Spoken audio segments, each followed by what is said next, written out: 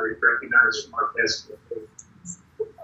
I'd like to thank the Hollywood Democratic Club and Stacy Johnson, president of the club, and Corey Bugler, vice president, Mr. J, for even suggesting this program and for helping facilitate putting this on.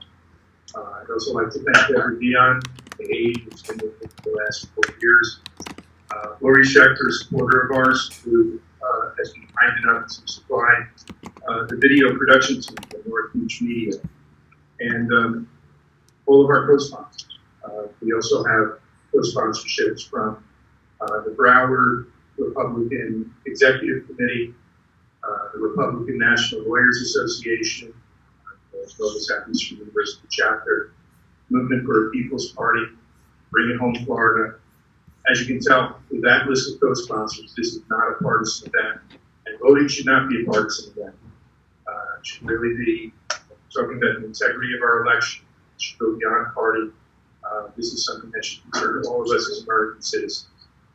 Now, many of you know that I ran in this district for Congress, and we confronted all kinds of strange occurrences when we were running. The results, a lot of anomalies in the results, and there'll be some discussion of our race, but this goes beyond Florida's 23rd congressional district. So, give me one moment.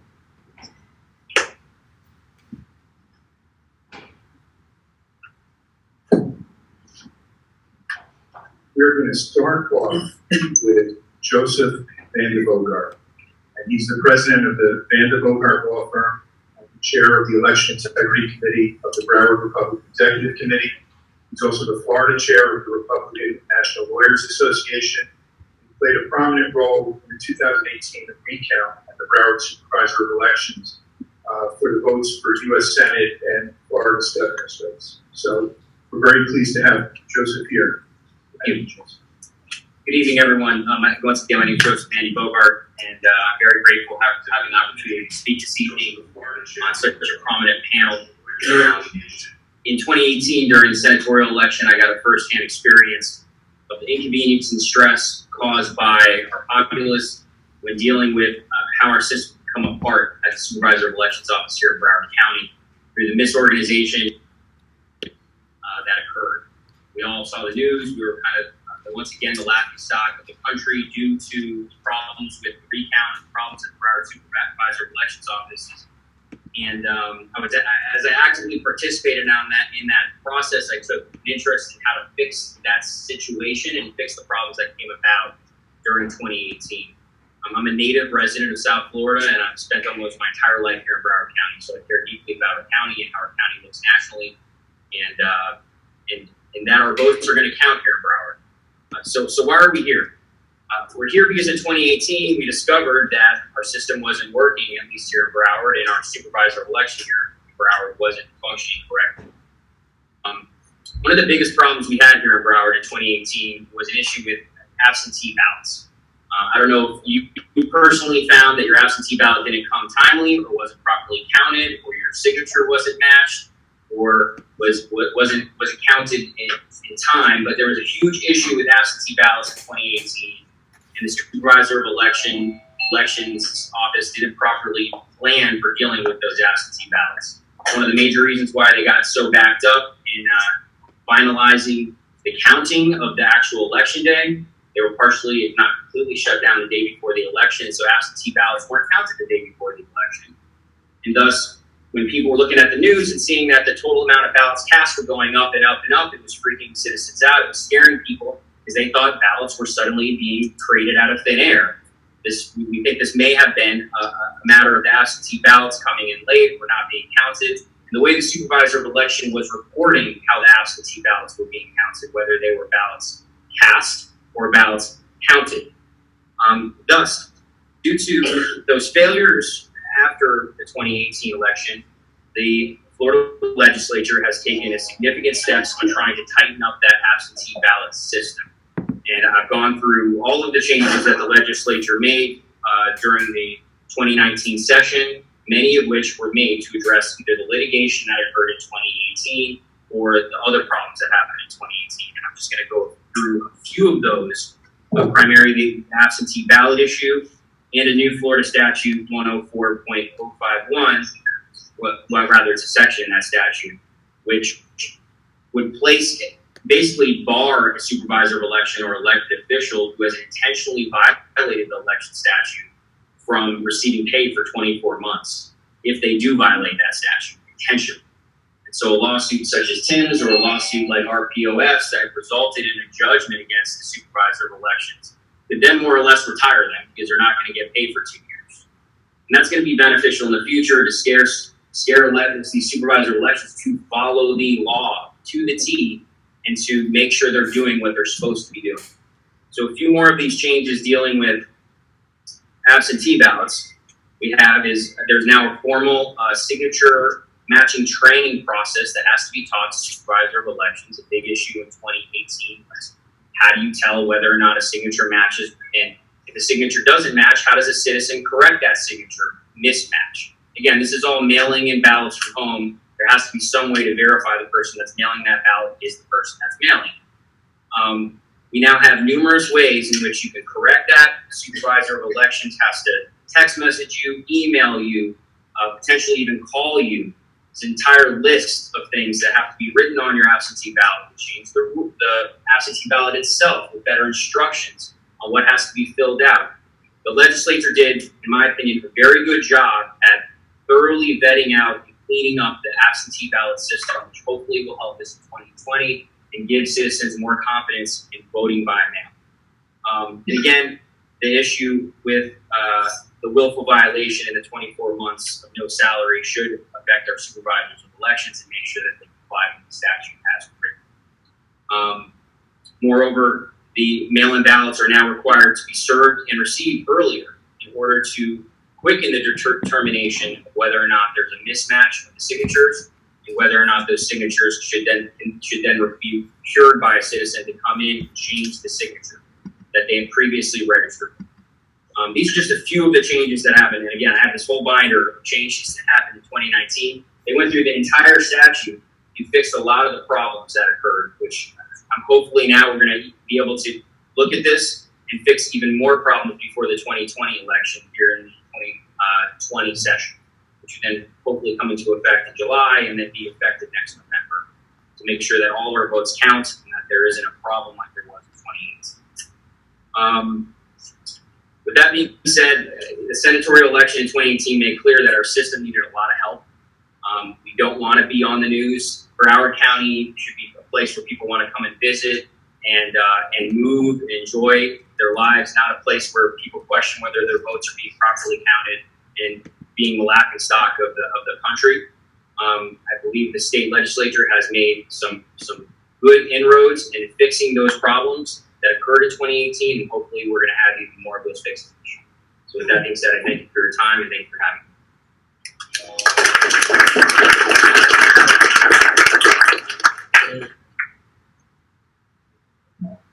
I should also mention one of the co-sponsors is the Movement for a People's Party, MPP.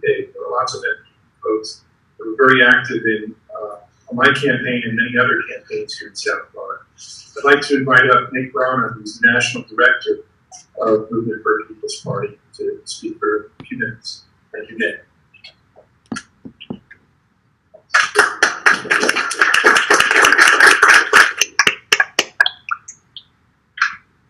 Thank you, Tim. Thank you to all the panelists. It's heartening to see the bipartisan, multi-partisan panel on this issue, which should be universal. So I think that's a big achievement. And so I just want to open by congratulating Tim mostly, and everyone else here for putting that together. And when Tim asked if I could speak, I thought, what is it that I can most add to this conversation? We're going to hear some we already have some very technical perspectives that go deep into the weeds about what is wrong and faulty about our electoral system. And so there's a lot wrong. Clearly that is why confidence in our electoral system is so low. Recent elections and elections before that have proven that our voting system is simply broken. It needs a complete overhaul. That is in terms of the security of machines, but also in so many other respects. Americans have rightfully lost confidence in our electoral system. I mean, it's rife with black box voting, voter suppression schemes, billions in money in politics, which amounts to elections being auctions as opposed to actual, one person, one vote. So with the list of things that we have to do is enormous. We have to switch. While most countries enjoy, the U.S. is exceptional in all the wrong ways when it comes to this, when it comes to our system. While most countries enjoy multi-party systems, especially wealthy countries, OECD countries, the United States only has a two-party system. While most countries enjoy even and fair standards for parties to get on the ballot, the United States is one of the only countries in the world that sets ballot access standards actually a lot higher for independent parties. So we have to restore that integrity and trust in our democracy with hand-counted paper ballots. And I think that's one of the key messages that the movement should unite around and that should come out of this process. And so to speak about what I think that I could lend and the Movement for People's Party could lend to this conversation is our organizing. And that is, in particular, the movement needs to do certain things. Because this is such a technical and obfuscated subject matter, it can be hard to communicate and to really get across in clear terms. People can tune out very quickly when you start talking about the technicalities. The system is built with a level of outrageous complexity that is meant to turn people away, that is meant to disguise what is happening. And so what we as a movement, I believe, an election security movement need to do is we need to distill very simple messages and show how it connects to the very issues that we all care about. Whether it's healthcare, the issues that affect us every day, we need to draw those connections directly about how the lack of election security, about how compromised machines are preventing us from achieving all of these other things that we care about. We need to, I think, get dynamic spokespeople, and particularly young spokespeople who can talk and make that connection, and who can show how the lack of election security in our country is directly affecting them by their inability to achieve the policies that they deserve or even get fair representation on those policies. This is a very abstract subject. And I also believe that we should build a multi-issue coalition, approach unions, approach NGOs, and should speak to them about these issues and about how draw the connections for them, about how their issues are being blocked specifically by this. And hopefully as well, myself and some other MPP organizers got together with Lulu over the summer, and we had a conversation about the benefits of creating a kind of model bill or initiative that allows volunteers to connect. Because from an organizing perspective, what you want is volunteers and people to be able to plug into your initiative quickly and for it to be very simple for them to know what to do. And so there needs to be kind of a clear, uniform initiative and way for people to participate across different areas.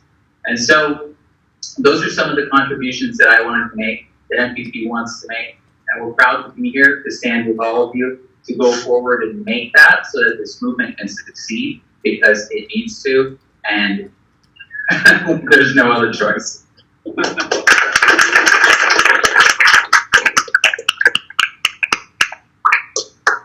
like to thank everybody for being here tonight. This is not this material is kind of somewhat difficult to wrap our minds around in such an important issue. Everyone's got other places they could be. I've been saying this is the hearing that Congress should be holding. And our next speaker is a lawyer who heads Kathy Jackson Lehrman, who is a principal of the Lehrman Law Firm. And she's a whistleblower lawyer. We've heard a lot about whistleblowers in Washington these days. Kathy Lehrman represents whistleblowers, and she's been conducting a whistleblower investigation at the Broward Supervisor of Elections Office. She is one of the most fearless and courageous lawyers I know, and we're very pleased to have her here tonight.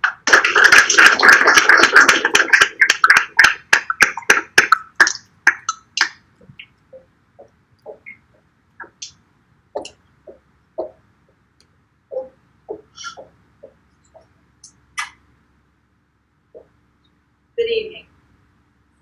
First of all, I want to tell you, it's an honor to be among the speakers tonight. It's an honor because you have some of the greatest experts in America who understand electoral fraud and understand exactly what's going on in Broward County.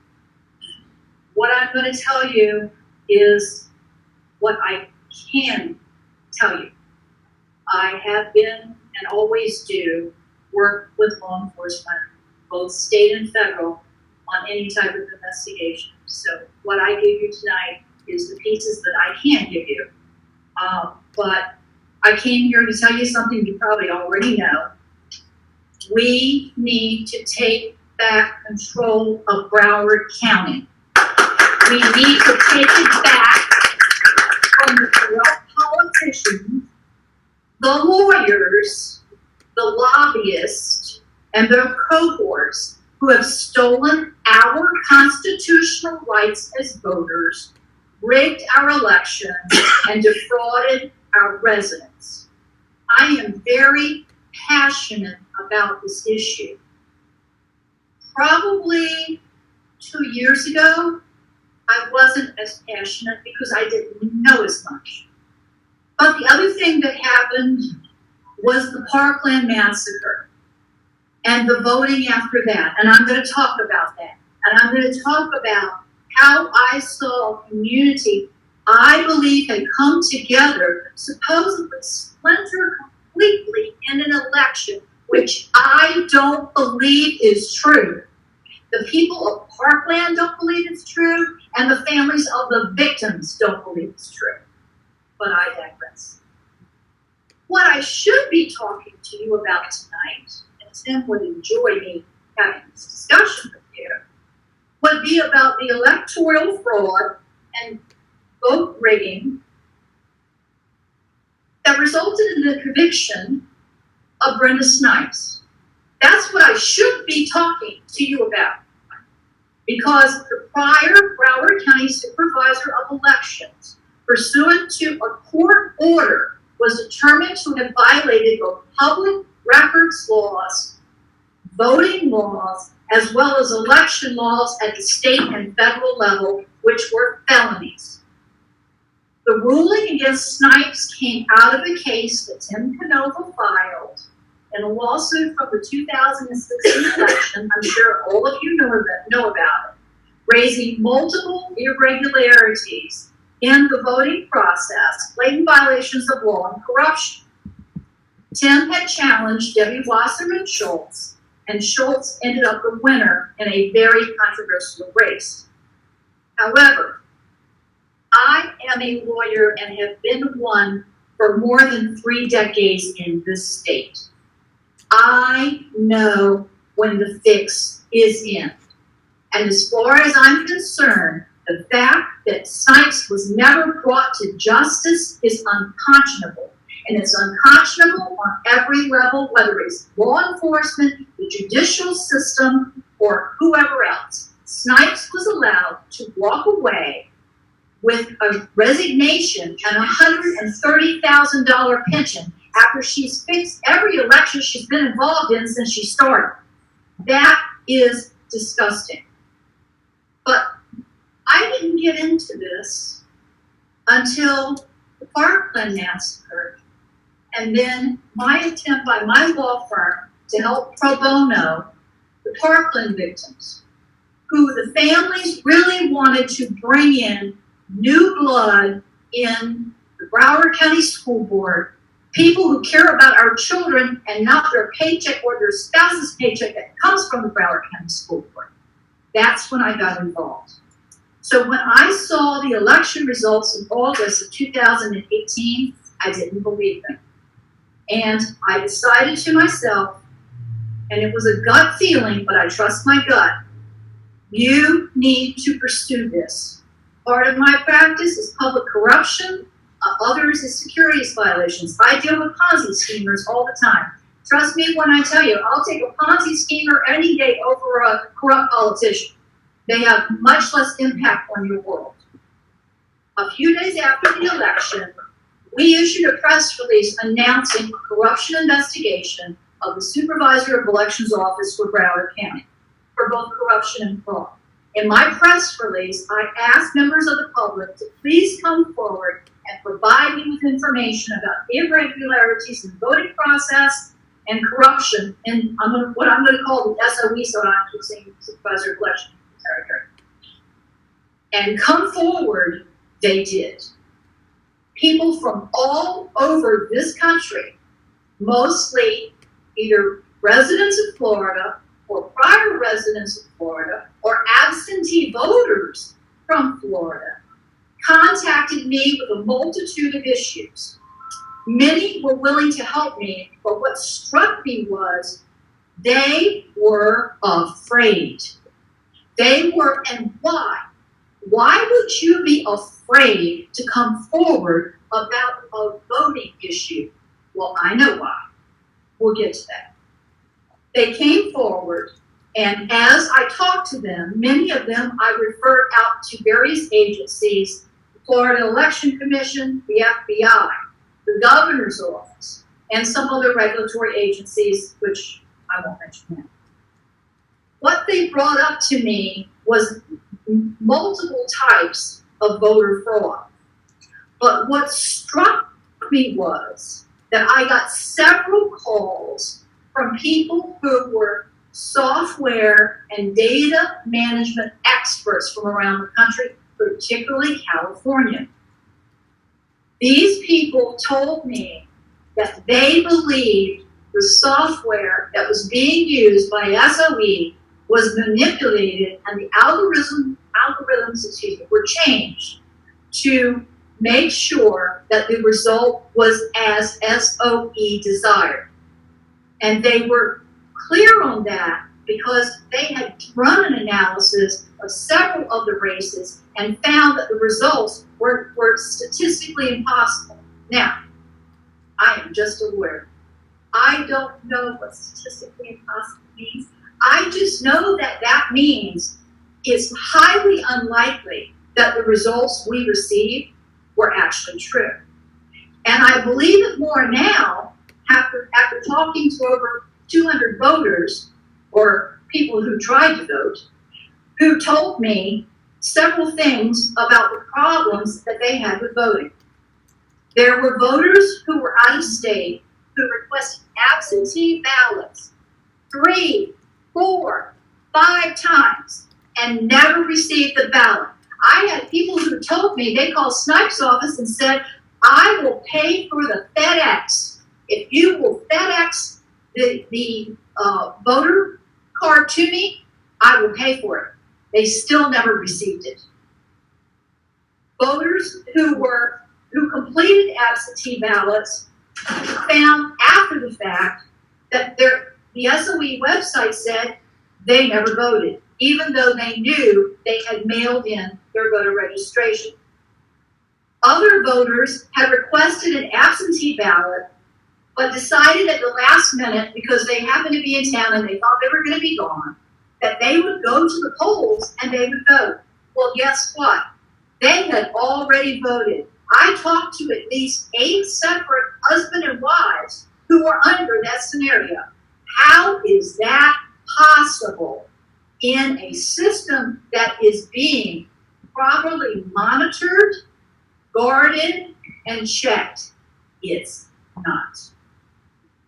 Then I had voters who had requested an absentee ballot, but ended up not voting, didn't send it in, had a relative get sick. Guess what?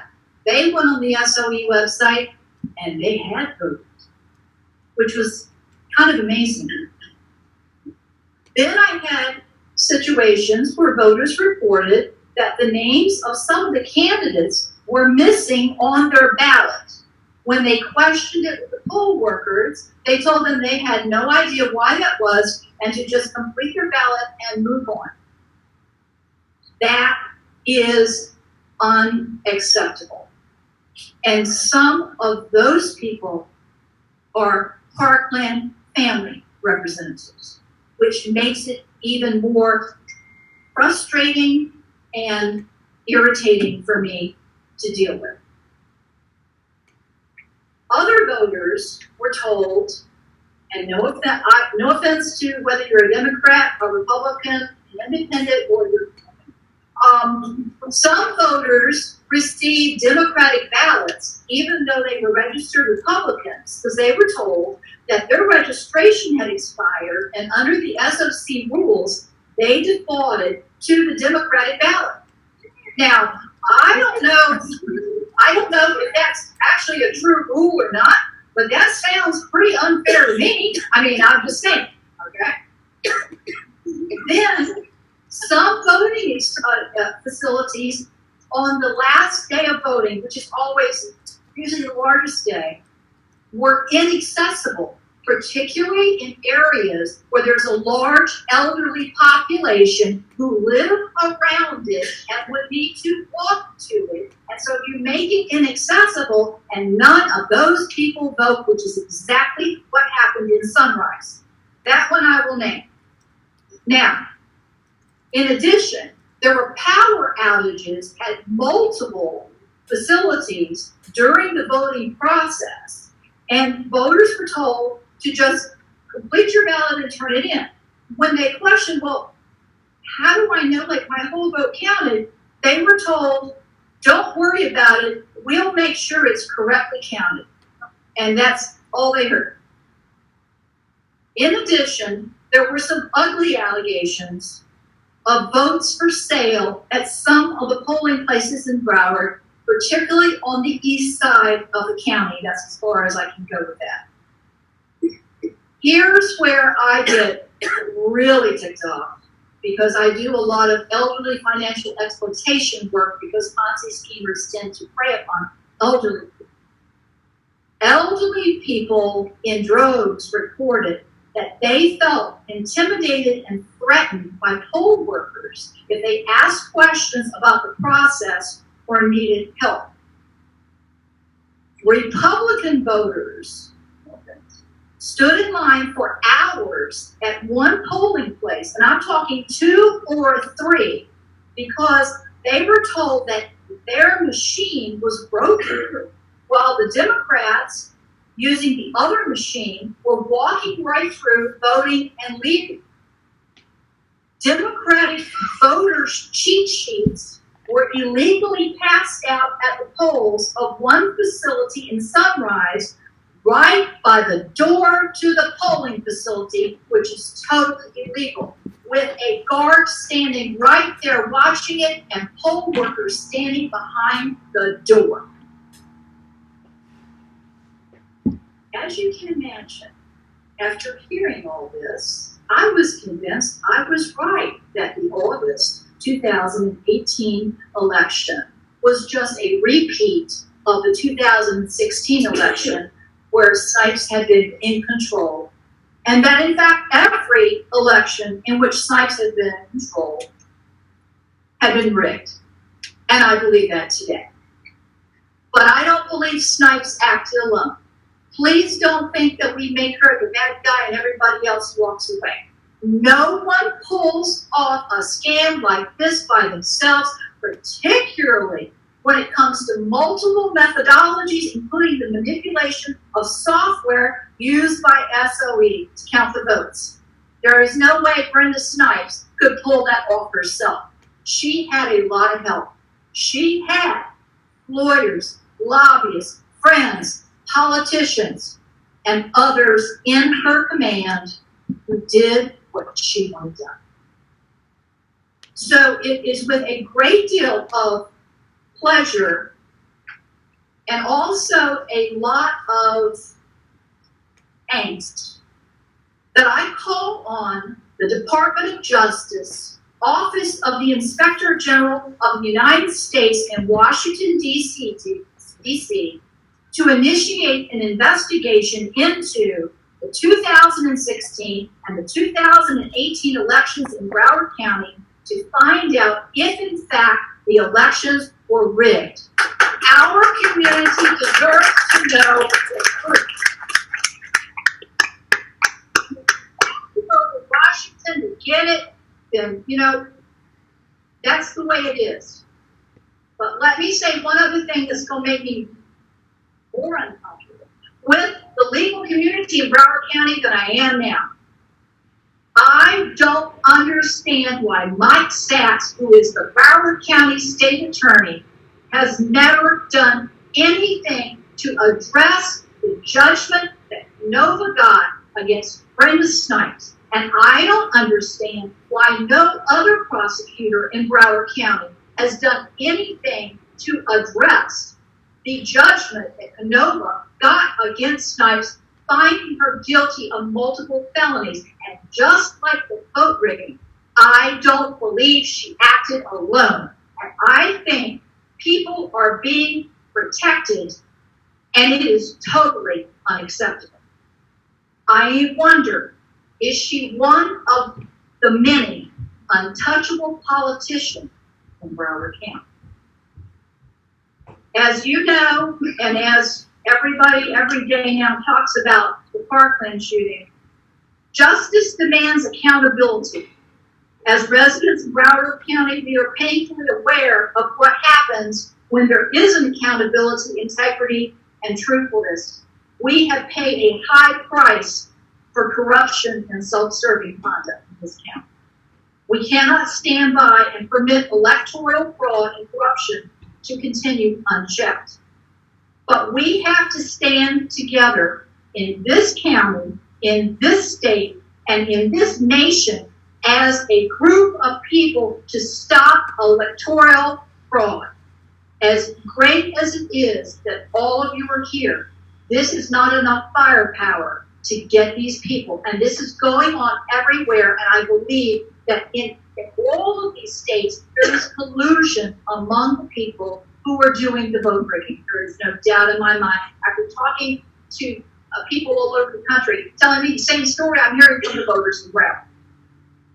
So we need to understand that permitting this just ignores the will of the people. The vote of the people is never recognized here because it's being manipulated by corrupt politicians.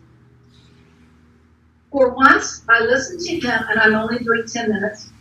Thank him later. I'm going to leave you with one last thought.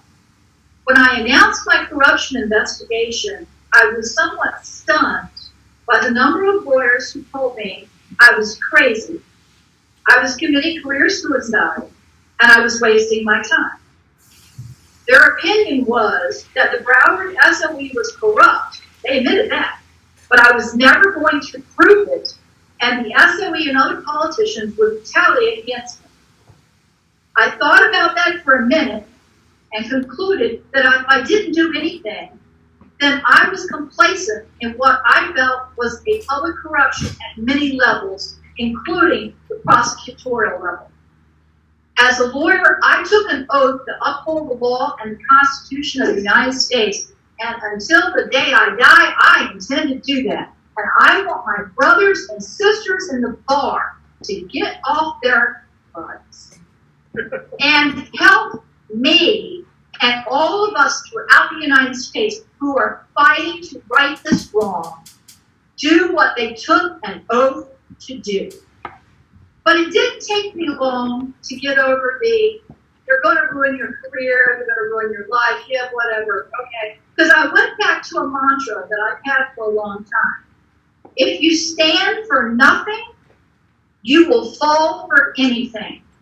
And that's where we are right now. So you are either standing with us or you are useless. And I don't believe the people of Broward County are useless. I know they care about who our elected officials are. They care about our children. They care about our security and our safety and our community. And I don't believe that all my fellow members of Florida Bar are as crazy candy as the ones who, warned me.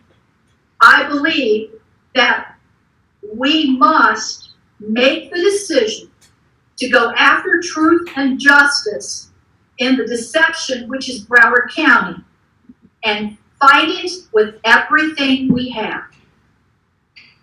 Thank you for listening to me. May God bless you all and the great city of Florida.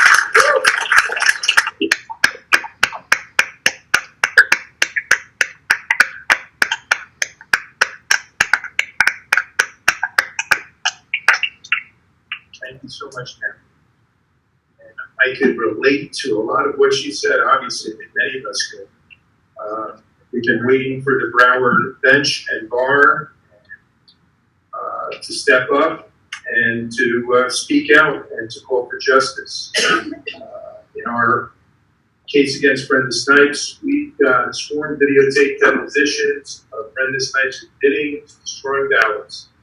That's handing prosecutors a case on a silver platter with a nice bow tied on it, and we're still waiting for prosecutors to wake up from their slumber.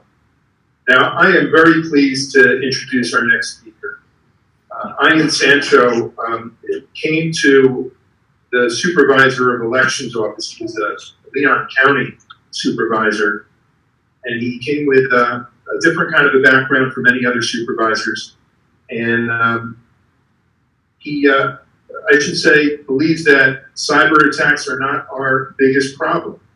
According to Sancho, Florida does not properly audit its vote counting machines, but instead simply assumes the machines are accurate when counting or recounting votes. He said, if the software is tampered with, what do you think is going to happen if you rescan the ballots? You'll get the same answers. The presumption that the voting machine is already correct is a silly presumption to begin with. It guarantees you won't find the problem if there is one. So Ian Sancho comes here with a wealth of experience in actually supervising elections in Florida. He understands exactly what the problems are and what the solutions are. I'm very pleased and very thankful that Ian Sancho is here. Very pleased to introduce him.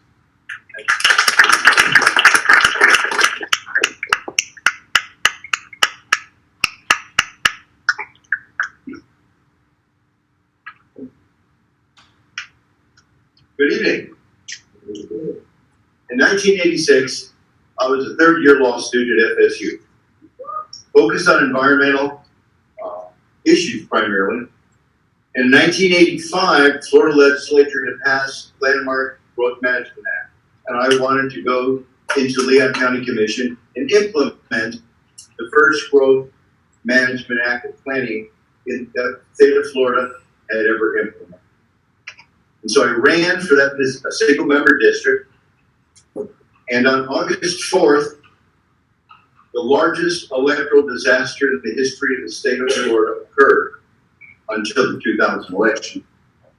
And 5,000 citizens who went to vote in the August 4th primary were turned away from the polls without being able to cast their votes because it turned out the supervisor of elections had negligently programmed the lever voting machines that we used in Leon County, and thus the voting machines could not record any votes at all.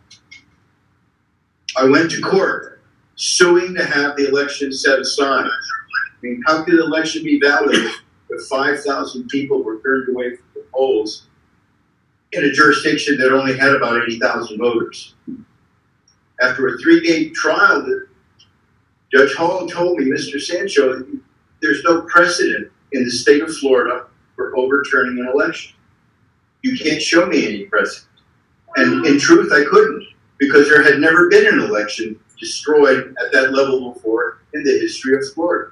But Judge Hall looked at me and he said, Mr. Sancho, you have no legal remedy. Your only remedy is political.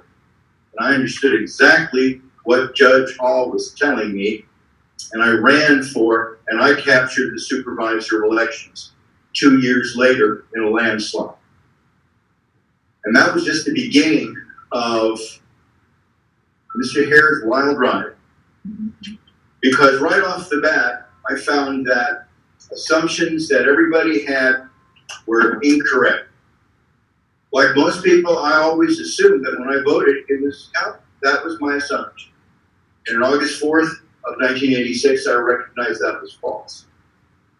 And what I ended up doing was spending the next 28 years of my life trying to fix the problems that I saw in the process of elections, particularly in Florida, but I've since kind of branched out, particularly after I've retired. I retired in 2016 after 28 years in the Leon County Supervisor of Elections Office. And I, like many of you, had many problems dealing with Broward County elections for a long time. We have a lot of students at Florida State University, FAMU, and up until we went to a statewide database in 2006, all voting was done on a countywide basis. And I had thousands of students in the 2004 presidential election come into my office and tell me, we've asked for absentee ballots. They've never arrived. Can we vote here? And the answer is no. Under the Florida laws in 2004, you could only vote in the county that you were registered. Now that's since changed.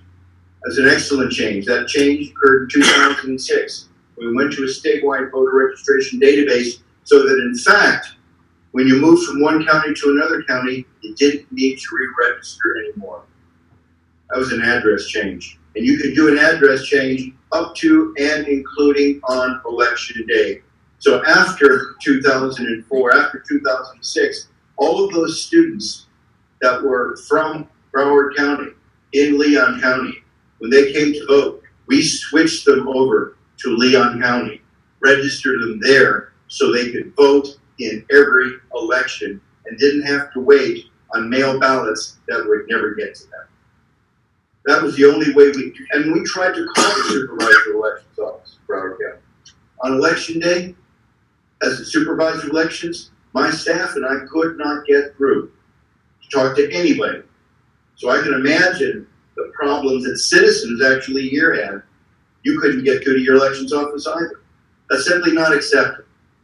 So while I'm sorry to make little of anyone's problems, I'm glad that Brenda Snipes is no longer a supervisor of elections in the state of Florida. But she is not the only kind of problem that exists. Our entire laws are based upon assumptions that are wrong. Assumptions using electronic voting systems in Florida that say the voting machine numbers are always correct. That's the assumption at the Division of Elections. That's the assumption of the supervisor of elections. The voting machine numbers were always correct.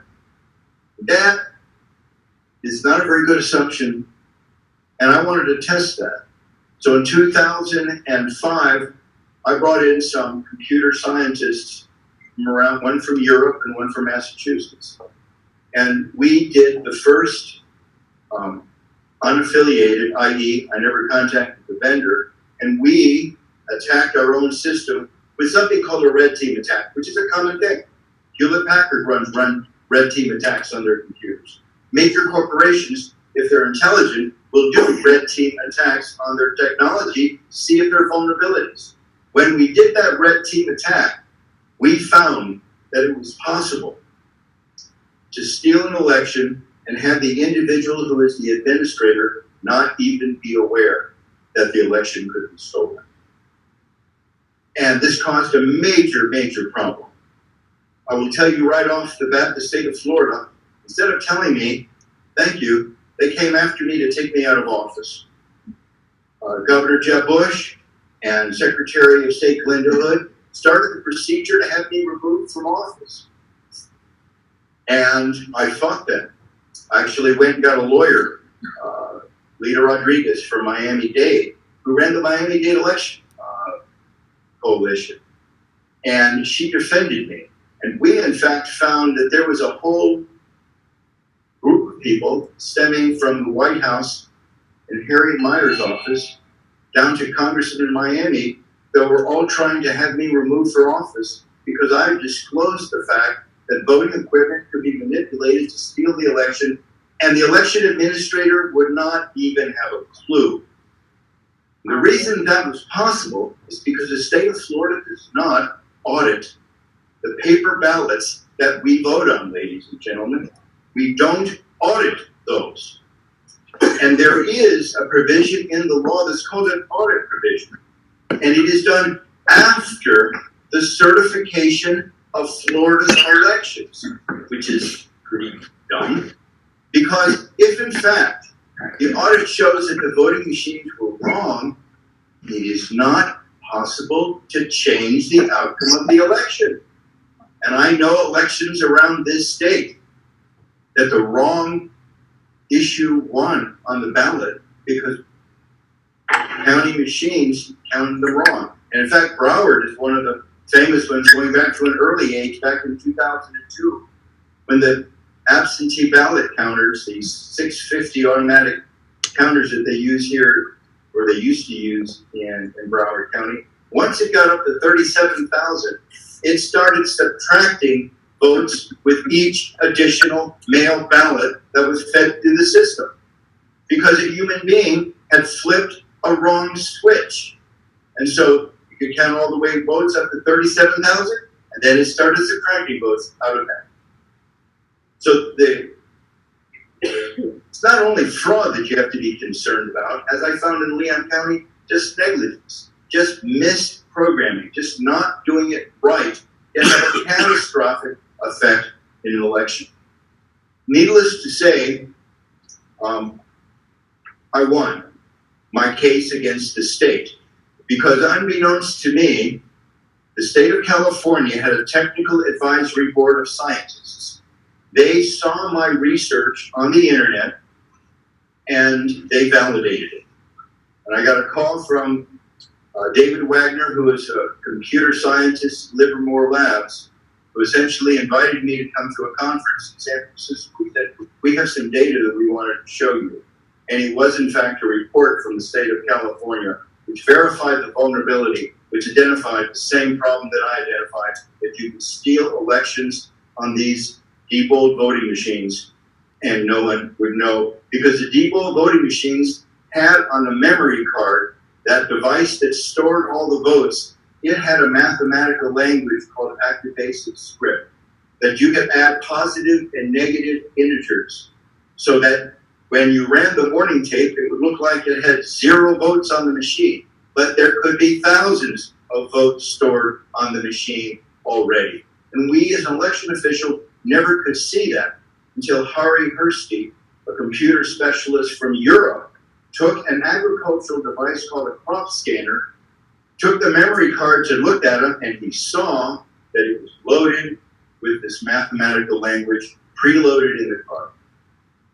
And then the state of Florida was forced to pass a rule saying that one person could never program that voting machine anymore. It had to have multiple people, witnesses to watch the programmers to ensure that the programmers were in fact not misprogramming the device. And in fact, in Leon County, we instituted a program where that programming had to be done on video, where everyone in the entire staff could watch what was being done when the voting machines were programmed. But again, the state of Florida, instead of attempting to say, great job, they wanted to kill the messenger. This was a bad thing. And I've got a great little cartoon from Milt Moran, the Miami Herald cartoonist, who shows me standing against Glenda Hood and the voting machine vendors, and I got this puzzled look in my face while they're trying to take me out of office. And Milt gave me his original cell for the cartoon that he did, because the newspapers did pick it up. And in one weekend in March, I was in over 200, my story was picked up by the Washington Post and it ran across the country. And over 200 newspapers picked up the story about me fighting against the vendors and the political figures who were entrenched in trying to keep these machines in service. Well, I'll tell you the best thing about this whole story is eventually we put the Depot Corporation out of business. They're no longer in the voting machine business today at all. They are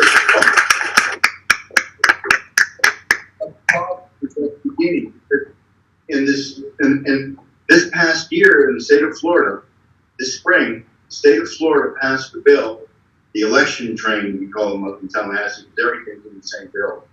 on the last day of the session, and they allowed ballot marking devices to be utilized for the first time in the state of Florida. Up until this year, every vote cast in this state by 99.9% of the citizens are on hand-marked paper ballots, which you can audit. Now, the ballot marking device is a computer screen that you touch. It will now mark a paper ballot, which is not really a paper ballot, that it generates with a QR code or a barcode and the name of your candidates.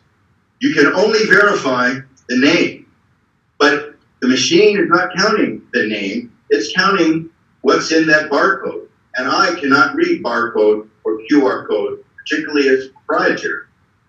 This is now the biggest threat to the state of Florida, the use of these ballot marking devices, because one company, ES&S, Election Systems and Software, is the vendor for 2/3 of the counties in the state of Florida. The only device they are providing for their customers is a ballot marking device for the disability community. That's the only one they're providing. So it turns out that these supervisors then went to the legislature and said, you got to change the law so we can use the equipment because we don't want to change the vendor.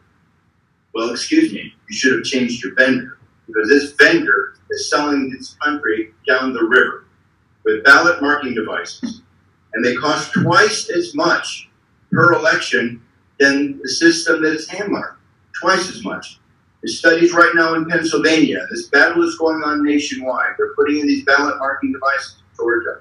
I observed an election there this past Tuesday. And North Carolina, Pennsylvania, Tennessee. The companies, dirty secret is they don't make money on just selling voting equipment. They make their money with the service agreements for these devices. And if you have a hand-marked paper ballot voting system, you don't need many devices. You don't need but 2 scanners in every precinct. The rest of the technology is relatively not sophisticated. But the system that I saw in Georgia is being implemented there with ballot marking devices.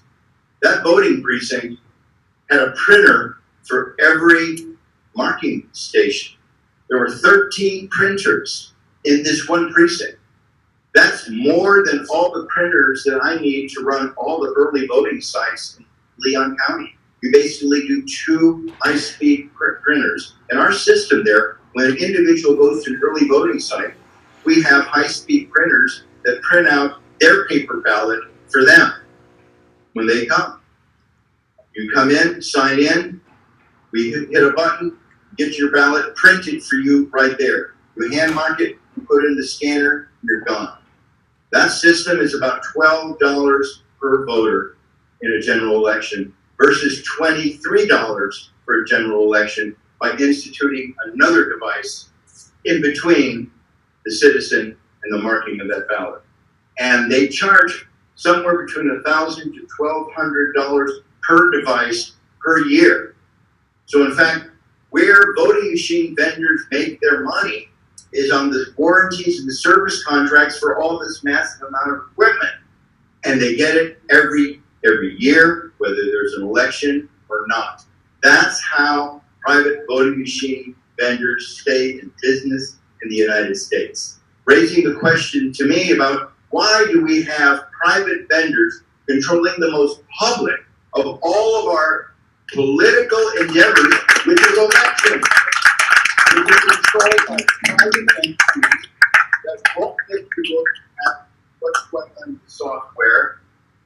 It seems to me that's a huge error. And the state of Florida, in this Senate bill that I described, 7066, the ability to audit every ballot was in that bill, and it was stripped out. It was stripped out of that bill because it didn't have a Republican sponsor. Well, I'm sorry. Elections are not partisan. They're not Democrat. They're not Republican. I've had no party affiliation for 20 years. I can't vote in any primary because of that. But election officials should not belong to any party at all. We should be completely nonpartisan, which was the recommendation made by the committee that looked at the 2000 election in Florida. One of their recommendations is all election officials in this state should be nonpartisan. The Florida legislature has not acted on that in 19 years, and I don't think they will, because they do like partisan elections. They do like them. They're wedded to their partisan nature of what they're doing. But that's really raising credibility issues with this entire process. So what I would tell you right now is audits are the key. If you're worried, as I am, about cyber warfare on our systems, and it's here, as a Homeland Security expert at a conference in New Mexico told me, there are only kind of two computers in the world today, those that have been hacked and those that will be hacked. The system was not designed to be open, secure. It was designed to be open. Putting security on it is putting security on a system that was not designed for security. So that's why you cannot use any electronic device to cast a vote, whether it's phone, computer, any fax. All of these things, in fact, are not only hackable, but they're open avenues for individuals. And now that state actors, like the Russian GRU, is involved in the process, you have to worry. I'm sorry, Washington County, Glades County, you're not going to stop Russian penetration into the system. But what can determine and what can find out if it has occurred is auditing those paper ballots after the election to confirm that the electronic totals and the real totals are the same. We don't do that in this country. We got used to thinking elections were over on Tuesday, and election officials particularly don't want to do any extra work after election day. If you're not doing an audit, in my opinion, you are a national security threat. So audits are what I'm basically advocating. The Supervisor of Elections Association, after dragging their heels for many years, has agreed, okay, we have to do some audits. Right, you do have to do some audits, because just as you do not let the bank tell you how much money you have in your bank without ever balancing your checkbook, you've got to balance those ballots to make sure they're accurate. If I can leave you with any message, it is that we must add robust, scientifically accurate audits to our elections. We have one legislative session between now and the November 2020 election to do that. It is possible to pass legislation. Let's do it. Thank you.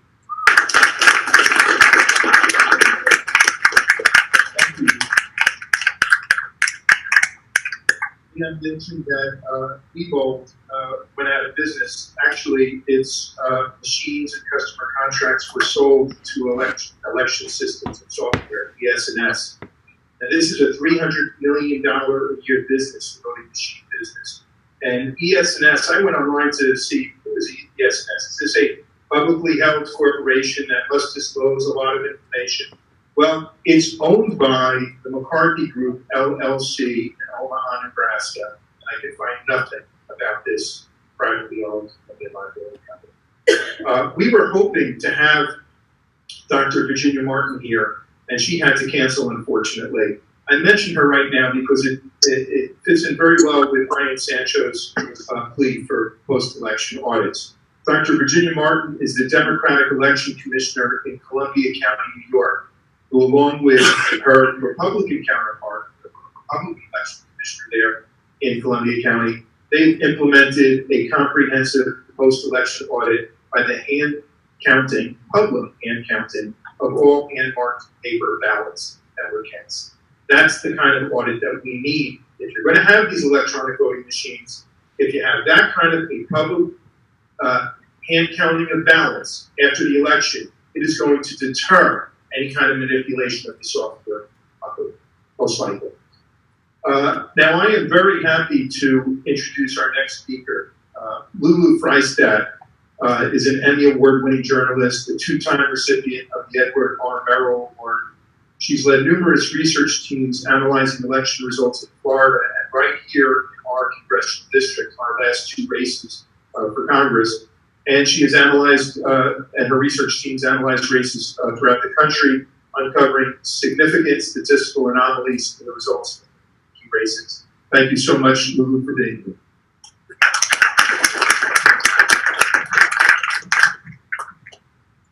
Sitting here at the table, is this mic on? Can you hear me? Yes. Okay, I know it's getting a little late, so I think we should all just like stand up, like stretch a little bit. So we just like get some energy, get some blood flowing to our brains. It's just like a lot of information. Shake yourself out a little bit. Shake your head up a little bit. Smile a little bit, you know, like, okay, we're still alive. Okay, good. We want jumping jacks? If you want to do some jumping jacks, that's good. I'm just gonna, like, I think it was Ron who was saying how technical this stuff is and how it gets in the weeds, and I get to be like the weeds person sometimes. So that's why I'm just really trying to wake your brains up and try to make sure that you stay with me. I try to make this interesting. There's a really interesting story underneath all of this data, and the story is that this matters. If you go and vote, and your vote is not counted as you intended, it is not counted, period, or if worse, it's actually counted for the person that you oppose. If you vote for a referendum, yes, and the vote is actually counted no, that affects every single thing in our communities. All of the issues that you care so passionately about, that you research as a voter and talk to your neighbors about, are potentially being misrepresented when it actually comes to the place where we make our decisions. And then those people who go on to make very important decisions for us, whether we go to war, what kind of air and water we have, what kind of education our children have, those people making the decisions are potentially not the people that we chose.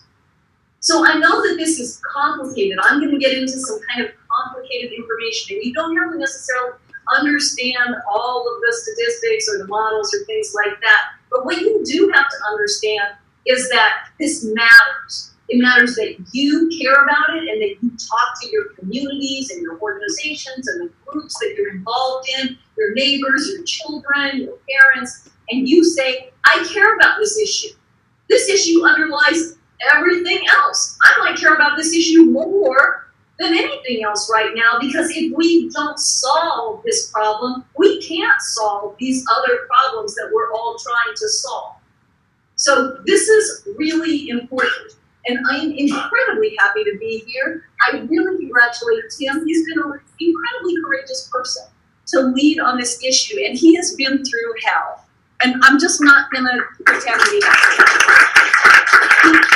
He really has had two very tough races, and as I'm going to show you, the results from those races are very problematic for a number of reasons. And I applaud him for having the courage to stand up and say something about it. There are many, many people who run for office who have doubts about their elections, and they never say anything about it because they don't want their careers to be, to get a bad name. They don't want to be seen as a sore loser. They don't want perhaps to be tainted as a conspiracy theorist. It takes a lot of courage for somebody like Kathy, an attorney in her community, to get up and say, I don't believe the results of these elections. So he's been very courageous, and all of the people here at this panel tonight are courageous, and you are courageous for coming here and paying attention to this. So I salute you and thank you so much. So I do want to add a little bit to what Ian said. I completely agree with him, especially on 2 points. The partisan administration of elections is probably the #1 problem that we have with our elections here today, like in the United States, and we never talk about that. Nobody ever talks about that. We're talking about a lot of things that are very important, but many other countries, Western democracies, Australia, for example, has a very strict nonpartisan administration of their elections. And if you think about it, if someone is a member of their political party, how are they going to, and especially sometimes these people are very involved in their political parties, leaders of the Democratic or Republican Party, how are they going to objectively count the votes? And isn't that what we all want? We want the votes to be counted impartially and fairly. So really, the discussion about a nonpartisan administration of elections is one of the most important discussions we can have. Thank you for bringing that up. And Ian, And in regard to audits, I couldn't agree with him more that they're very important. But again, this is something that we don't talk about. Audits need to be conducted by a neutral administration. Right now, the way that we are mostly talking about audits in this country are audits that election officials themselves will conduct after the fact on elections. Well, when the IRS comes and audits you, and believe me, I know because I've been audited by the IRS, they do not send you a letter and say, Lulu, would you like to recount your taxes for us? We're a little concerned. We don't think it came out exactly right. No. They send an independent auditor, and that person sits next to you at the table and goes through all of your receipts themselves, an independent auditor. So when we talk about auditing elections, we need to be talking about independent auditing boards that are auditing elections, not election commissioners recounting the results, not votes, as Iron said, being run back through the same machines. As far as I understand it, here in Florida, it is actually illegal to count your ballots by hand, 100%. They passed, after the 2000 debacle, they passed legislation. You actually cannot legally count all the ballots by hand. When they say, like they did in 2018, that they're going to have a hand recount, what they mean is that they run all the ballots back through the machine, and if there are any undervotes or overvotes, those are votes where the machine didn't record a vote or recorded 2 votes, they will take those ballots and look at those ballots by hand. And that is a problem if you literally are not legally allowed to have a full hand count. I don't know how you're ever going to actually determine the results of the election. So that is a bill that I would suggest Florida needs to work on immediately. So I'm going to get going with my presentation here, and I'm going to try to move through this stuff rapidly. This is some of my background. I have worked in network news for over 10 years, and I did contribute to Emmy Award-winning programming at ABC. I've done security investigations that have received more than 4 million views, and now this. And last year, I co-founded with some colleagues of mine an organization called Smart Elections. And I see that my slides are up. Do I need a screen? Are they over there? You guys can see my slides? Yeah, I'm so excited. Okay. Do they look okay? Are they centered? Okay, great. Here we go. So I was the journalist who started the public records request that eventually did lead to Brenda Snipes being suspended from her job. And here's the first, or one of, I think this was one of 3 public records requests that I put in. And Tim joined me on these requests, and eventually he got an attorney, filed a lawsuit because they would not comply with our public records requests. But here we requested to look at the ballots and the ballot images in Broward County from his election. And eventually, as I said, that did lead to Brenda Snipes' suspension, which we talked about. It was one of the things that Rick Scott cited when he did suspend her, that she had a history of violating the election laws of the state, which came about because after Tim filed the lawsuit and we were trying to get access to the ballots and the ballot images in his race, rather than actually show us those paper ballots, Dr. Snipes' office destroyed the ballots. They destroyed them while the lawsuit was pending and while a public records request was pending, both of which are illegal. So she was violating the election laws of the state, and it did eventually lead to her suspension. So you might ask, why did I want to see the ballots and know this race? I live in New York, in Brooklyn. Why do I care about a race down here in Florida? Well, in 2016, I had been doing statistical analysis on election results all over the country.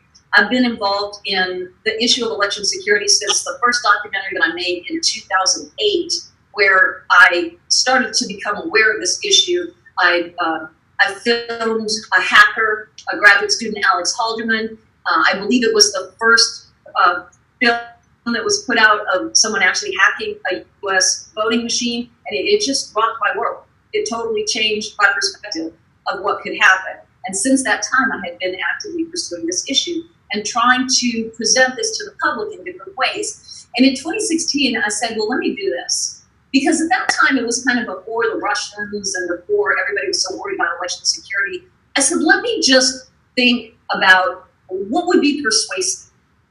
And what would be persuasive is if we knew that election results were actually incorrect. That might help persuade people that this is a problem. So I started looking at election results all over the country. And I looked at the impressive team of statisticians and data scientists, and in particular, I was collaborating with Dr. Fritz Schuren, who was a former head of the American Statistical Association, and he was at Georgetown University, and he would vet our results and look at them. And when we were looking at these results in 2016, we looked at the primaries in state after state in 2016, and we were seeing statistical red flags, things that just didn't look correct. Patterns that were following normal statistical results that weren't following normal statistical patterns. And so then Tim ran his race in 2016, and people said to me, Lulu, would you have your team look at his results? And so we did, and we looked at them pretty thoroughly for about 4 weeks before we said anything. I looked at them, I had the team look at them, we did a lot of different analysis on them, and I also made calls down here and called different communities to try to figure out if there were demographic explanations for what we were seeing in the results. And I'm just going to show you these 2 slides. This is one thing that was troubling to us. In Broward County, luckily, or I don't know luckily, but one thing that's good is that your supervisor of elections releases a lot of demographic information. And that means that we know who votes in a very specific way. We know that an African American is voting in this precinct. We know that a female is voting in this precinct. We know how many Latinos came out to vote in this precinct, how many didn't vote in this precinct. We have very, very specific data about the demographics. So we know who voted and we know where they voted. The only thing we really don't know is how they voted, right? Because that's secret. So what we did was we did this interactive, and when I say we, the data scientist I was working with, in particular, Bill Evans, did this. He did a mock-up, and it was interactive. And you could put into it each demographic category how much you thought they voted. So I don't know, can you see on the chart up there, I have like white, black, Hispanic, other, up, down, and slow. Can you guys see that? Yeah. Okay, so we would just plug in formulas. You know, if Debbie Wasserman Schultz, Tim's opponent, got 43% of the vote, white vote, and Tim Canova got 57% of the white vote, and she got 70% of the black vote, got 30% of the black vote, could we get the results to look like the results that actually were certified? And the answer was no. No matter what figures we plugged in, we could not get the results to make sense with the people that had supposedly voted. So you can see there's 4 lines in this graph. There's a red line and a kind of aqua blue line up and below. Those are the actual lines of the certified vote. And then you can see there's kind of a pink and a gray line in the middle, and those are the projected votes. Like when we're plugging in the numbers, if so many people vote this way, if so many people vote this way. So this particular formula that we put in, you can see it doesn't match that at all, right? It doesn't match. So what we did was we put a slope in. We took some percentages and we added 3.5% to Debbie Wasserman Schultz's vote, and we took away 3.5% from Canova's vote, and we were able to predict the results exactly as they were reported, the certified results. And that was very concerning to us. That really, really seemed odd. And so that is why I did a public records request of the ballot images in 2016, because I wanted to see the ballots. I was like, maybe there's something that we're missing here. Let's look at the ballots and let's see what the ballots say. And you know, they did not want us to see those ballots. And I will tell you, up one side and down the other, we tried and tried and tried to look at those ballots. And the Broward County Supervisor of Elections Office did not want us to see them. And they would let us go in there and look at them if we told them in advance what precincts we wanted to look at. Well, let me tell you, I didn't want to tell them what precincts we wanted to look at. I wanted it to be a surprise. And they would not let us videotape or take photographs, even though the Florida Public Records laws allow for videotape and photographs of a public records request. And I know because I spoke to other people who had done public records requests and had been able to photograph and videotape. And so because they would not allow us to do this or make a documentation of it, we sued. Tim sued, he got an attorney and he sued. And as you know, they destroyed the ballots rather than actually showing them to us. But we did get some data from those public records requests. Now, during this time, Edward Snowden did tweet, and he seemed to be supporting our work. We had put in the public records request, I think, in October of 2016. And in November of 2016, Edward Snowden tweeted, "Hacking voting machines not that difficult. Hiding a secret deviation in votes from after-the-fact statistical analysis nearly impossible." So I was encouraged by that. He's somebody who has a lot of experience with this type of thing, and it was encouraging that we seemed to think we were on the right track. And I will say that once we did actually get some of the data, we did find some very significant discrepancies in it. What I was able to get from the Broward County Supervisor of Elections office was the number of voters who voted, and I was able to compare that to the number of cast ballots. And in almost every precinct, the number of voters who voted did not match the number of cast ballots. In fact, out of 211 precincts, there were only 19 precincts that had the same number of voters and cast ballots. Now that's not right, right?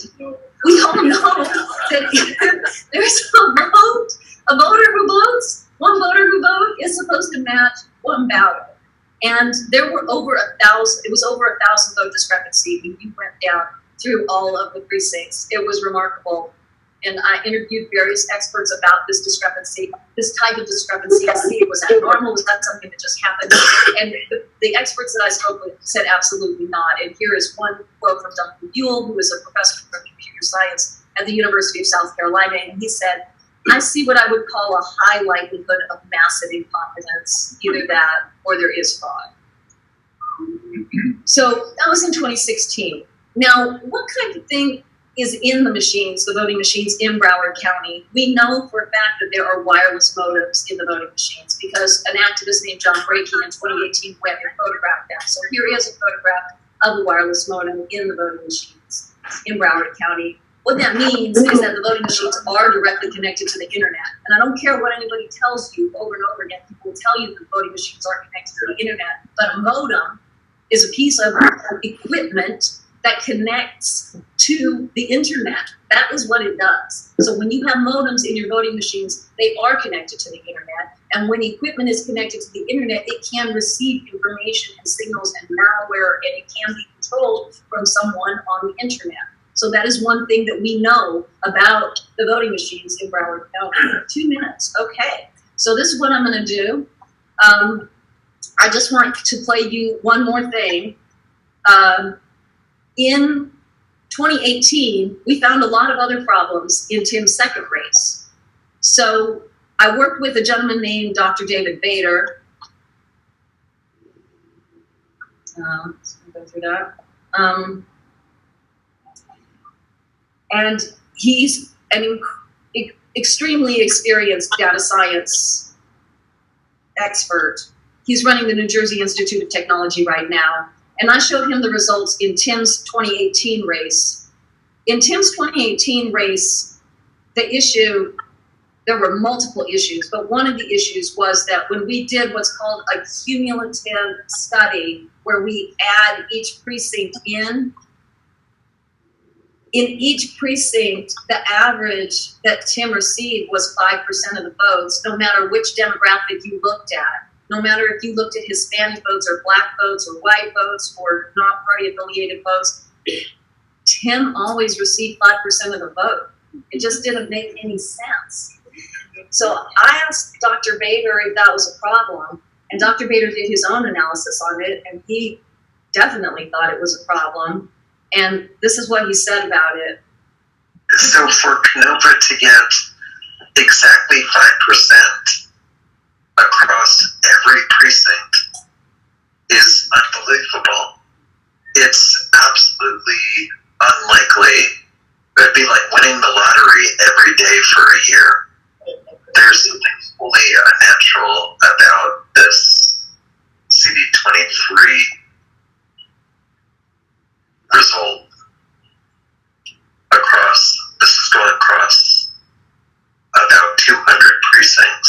it is absolutely shocking. These are like ranges of votes, and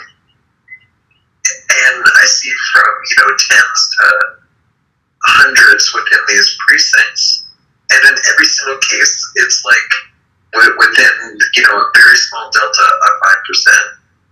But I mean, that it's just completely, completely strange. I have no idea how it passes muster. So that was Dr. David Bader on the results of Tim's race. And I just want to say one thing about what we do need, because what we do need is totally doable. Like, this isn't like climate change where we need to totally change, the planet and get billions of people to change their behavior. This is so solvable. What we need here, and it's really basically 3 things, and maybe 4. We need hand-marked paper ballots, non-tabulating ballot marking devices, and Ian mentioned this, although I know this seems like a complicated phrase, non-tabulating ballot marking devices. It basically just means you just want a ballot marking device to just mark your ballot. You don't have to mark and count your ballot. By the time a ballot marking device marks and counts your ballot, it doesn't need you anymore. It's like a driverless car, right? So you want a non-tabulating ballot marking device for voters with disabilities who do need a ballot marking device. We need robust manual independent audits. I did stress previously how they need to be independent. And we need cooperation between the security community and the disability community. And one of the main things that is just cracking this entire elections process is that the disability community is working separately from the security community and often at war. And so progress that one community makes then holds back the other community. And we need to work with the disability community. The rights of voters with disabilities are very important. They have gone through a lot to get to the ballot box, and they deserve to vote privately, independently, and to have their votes counted securely. And we absolutely need to be working cooperatively with them. So thank you so much for your time and for being here.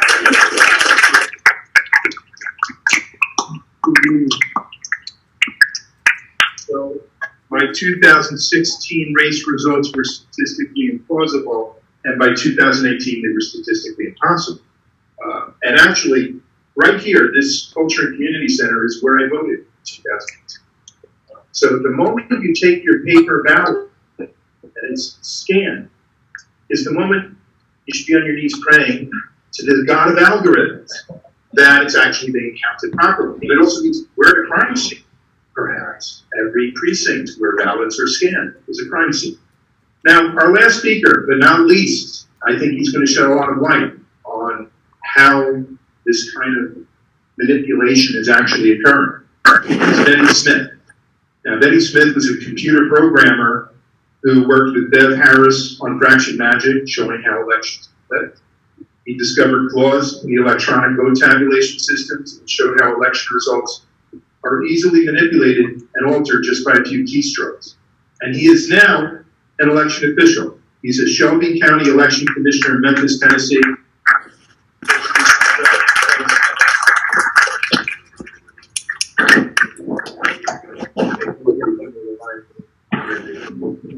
All right, so I'm gonna be a very dirty guy.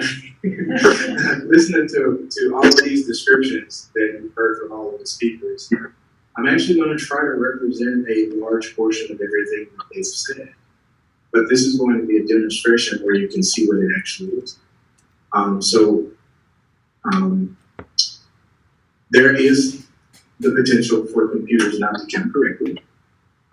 If you look at the current slide, this is an instance where in 2015, is it up?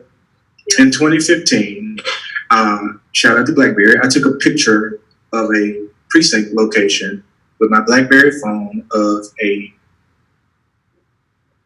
total from a direct recording electronic machine. It's a DRE, doesn't produce a paper trail. However, it does produce a receipt where you can see what happened at the end of the So I took a picture of this. It's literally the receipt. It's the closest thing to what was counted. I took the picture of this poll tape. And about 3 or 4 days later, what you see in this arrow is what happened after it was tabulated. So what you see is 548 votes on election night is now represented as 330 votes 2 or 3 days later after it's tabulated. We all got calculators. We know that's not proper addition. Nonetheless, this is a time where software did not perform correctly. However, when that was happening, I was conducting a separate study. And that study is what I want to show you guys tonight. So this region, the Diebold software, when I was examining the Diebold software, I got the information as a result of some court cases. Tennessee, and countless lawsuits in Memphis, Tennessee with our elections. But there was a discovery hearing that granted summary judgment where we were allowed to get some of the proprietary software. And in 2014, pre-Russia, I was getting contacted by a number of candidates who insisted that their elections had been stolen. I really didn't believe it. I just thought they lost. And as a consolation prize, I told them I would look at the software. Right? So I'm going to go into a video that when I was inside of this software program, I found out that the software counted us like money.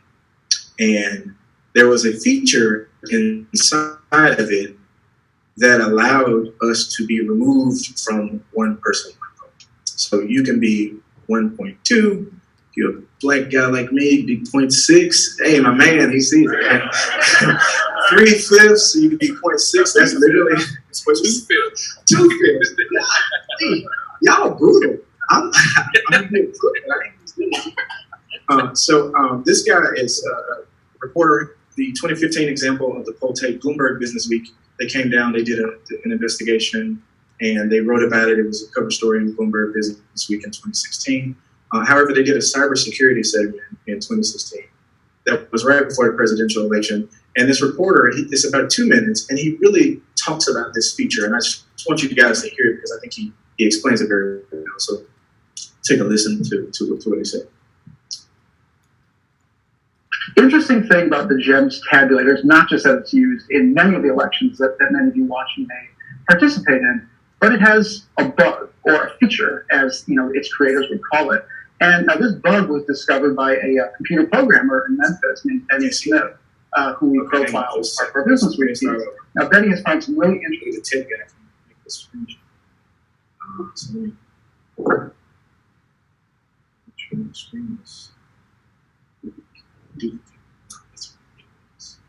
Okay, you guys can see it, right? Can we see? Yes. Okay. All right, so I'll play it again. So, interesting thing about the GEMS tabulator is not just that it's used in many of the elections that many of you watching may participate in, but it has a bug or a feature, as its creators would call it. And this bug was discovered by a computer programmer in Memphis named Benny Smith, who we profiled as part of our Business Week piece. Now, Benny has found some really interesting oddities about Memphis's vote counting and vote tabulation, some very serious problems that were undiscovered until we looked into them. One of the things that he found, which we didn't write about, but which we think is really relevant here, is that GEMS has this feature where in very rare cases, in very rare instances where counties or municipalities are voting on land use taxes, certain votes can be weighted differently. So if I own 1 acre and you own 2 acres, in these very specific cases, your vote will count for twice as much as mine when we're voting on things like property taxes. Again, very rare niche cases. However, the system allows election administrators to adjust and basically weight races according to those guidelines. It makes a lot of sense in those limited uses. However, what Benny discovered was that this feature appears to be turned on by default across this universe of GEMS databases. So what does that mean? Well, that means you can literally weight races based on who you want to win. You can plug in a percentage into these computers before the race and say, I want Jordan Robinson to get 75% of the vote. And yet the trick is going into these races, you don't know if you're going to hack an election, how many total voters will come out. It's very hard to rig the race if you don't know how many voters will come out. But if you can assign percentages to a given candidate, it doesn't matter how many voters come out. You can say Jordan Robinson gets 75% of the vote. Whatever the total number that comes in is tabulated at, the numbers can be adjusted accordingly. It's impossible to overstate how significant this is. This is, again, a feature, but winds up being a security vulnerability. And I want to give you an example of what that looks like. I should preface this all by saying this is a proof of concept that this computer programmer has come up with. This is just demonstrating that computers can't always be trusted. They can be tampered with easily. And in this case, this isn't even a hack. This is a modification that the creators of the GEM system have enabled on purpose. Okay, so I'm gonna let you guys gather yourselves because you guys are not about to see a hack. You're going to see a properly conducted wait-in election where I'm not a bad guy. I'm actually doing what the software is allowing. And Mr. Sancho said it perfectly. It's the front door. I'm coming through the front door. So this software that I'm about to open is election software that we in Shelby County still use to this day. Georgia still uses it. A number of places still use this software. We had an election a few days ago, and this is the software that we conducted in. So I'm gonna bring up some totals. I would just note that this is a concluded election. Therefore, you won't see any numbers changing back and forth, but we're gonna have a little fun. I'm gonna show you some winners, and I think we're gonna take a random person from the audience to be the bad guy. I don't want no dirt on me from this one, so I'm gonna let somebody else do it. I'm gonna open this up so that. So you're gonna let them pick percentages this time. Did I say okay? All right, yeah, we can let them pick. Are we dirty? Did we? We're some dirty people. Okay. Have somebody 5%.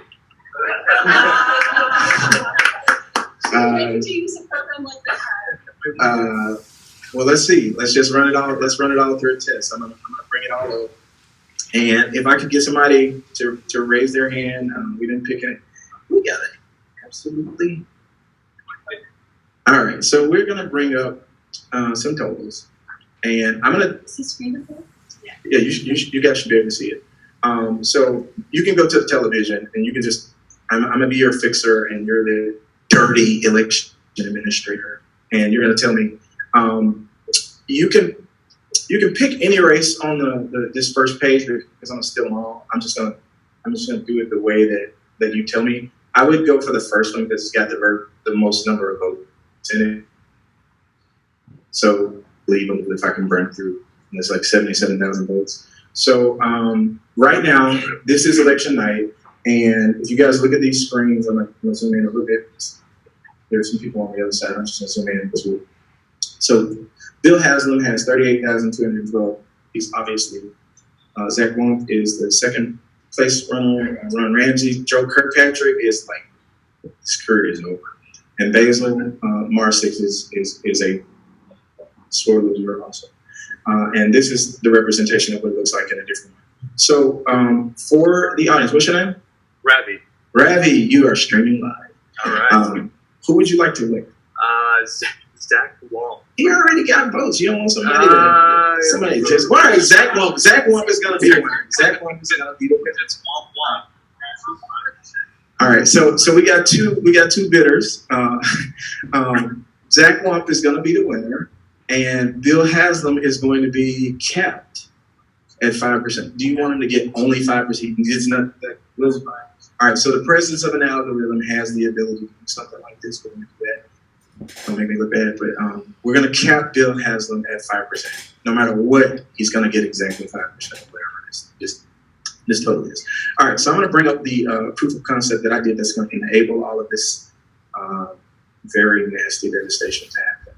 So I just opened it, and it's running, and you guys can't see it because it's a silent, deadly benefactor. So if you follow my mouse, can you see, what's your name again? Ravi. Like can you look at the ravioli. top of the screen and tell me if you see something up here where my mouse is? Can you read what this is? On the move it down a little bit. Yeah. Oh, the top state and federal primary. No. Okay. Here. Where my mouse is moving. Your mouse is moving on the top side. So you can't see it. So you can't see it, but it's there. Everybody up here is looking. You can see it.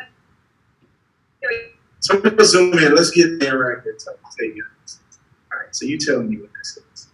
Yeah, come on. It's an interactive. Come on, let's see it. Come on. He's really struggling. So just imagine if this is election night and somebody's trying to figure it out that this program is actually running.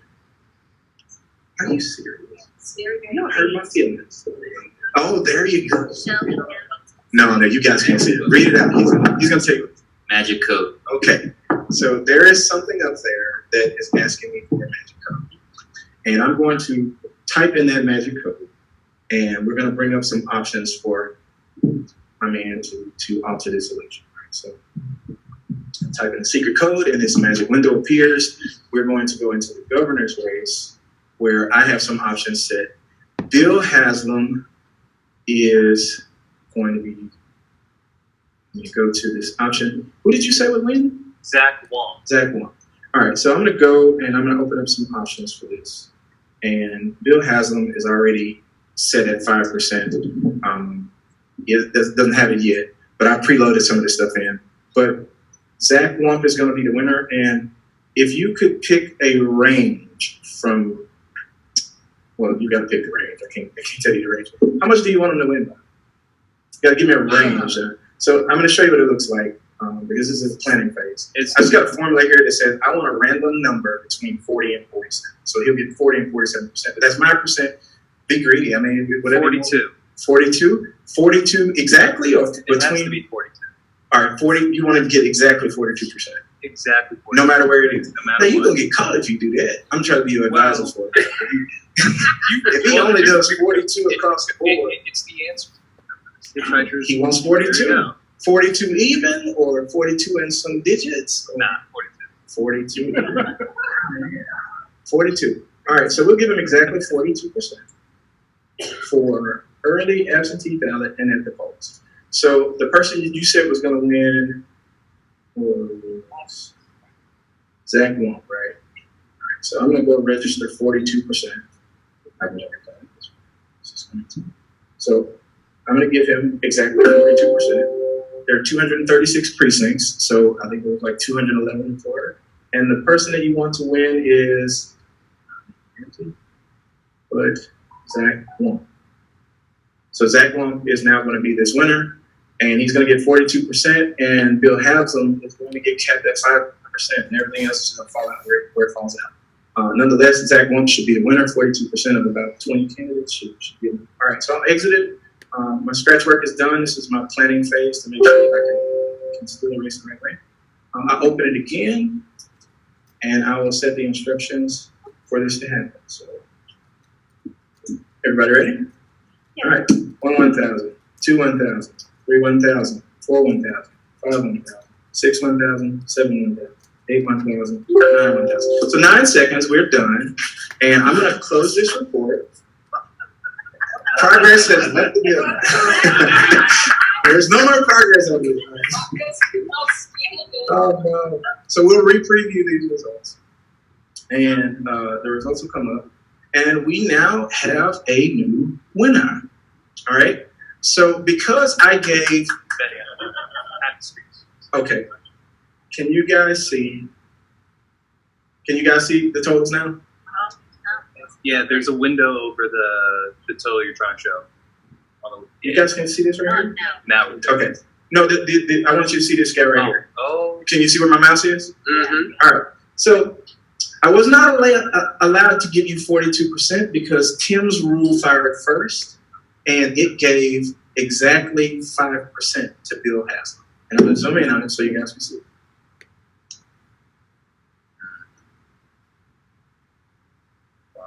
You see the 5%? Yeah. But notice Bill Haslam has $3,871.65. I'm gonna let that land. It's not votes anymore. Right. He has $3,871.65. That's what the fractions are. That's what the decimals are. That's what the weights are. These are weights applied. And this application knows what I told it because I turned it on to show you that it was doing it.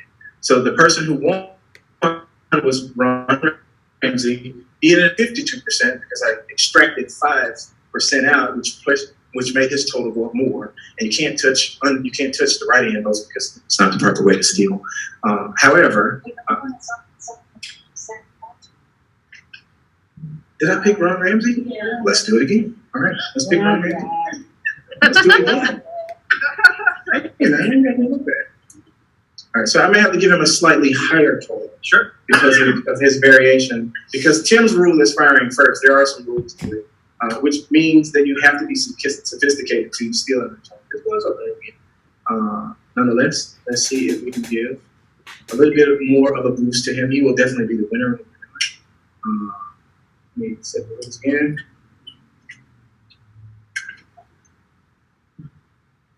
That's why you need your range. Quick question.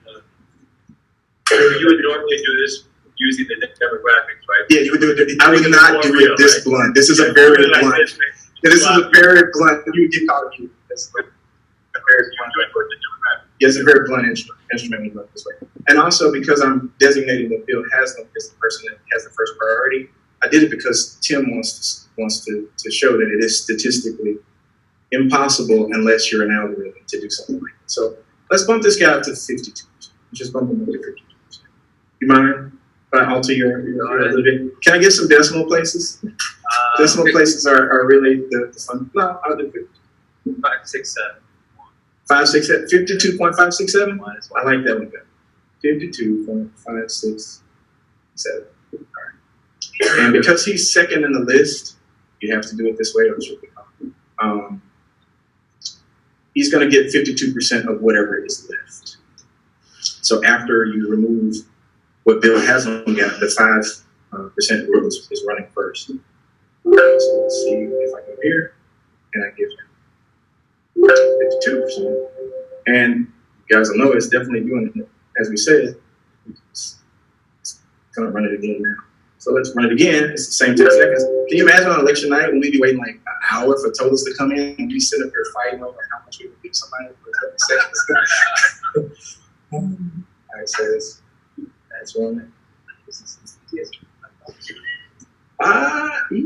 kind of. I did it. Oh no, it's a lot of sophistication. All right, so let's run again. Now let's see what we got. Can you win, please? All right. So Zach Lump is a narrow winner at this point. Can you guys see it? So I had to bump him up a little bit to get him because Tim is taken away. So he's ended up with 49% of the total.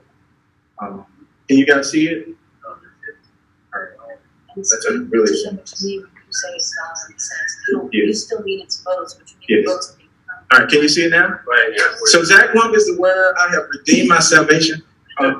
He has 38,668 votes, 0.99.